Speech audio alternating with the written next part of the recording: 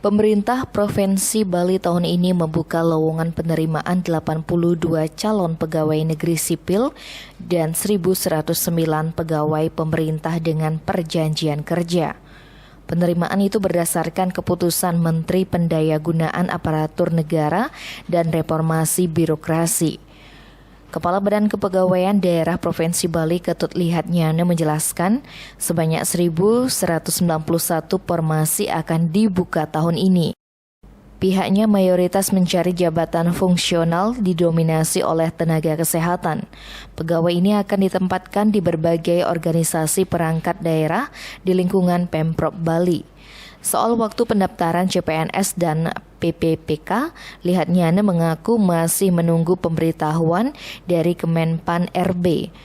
Kemungkinan pendaftaran akan dibuka pada 30 Mei 2021 secara online, sebab jadwalnya masih tentatif dan menunggu diumumkan secara resmi oleh Menpan RB. Tim Bali Express melaporkan.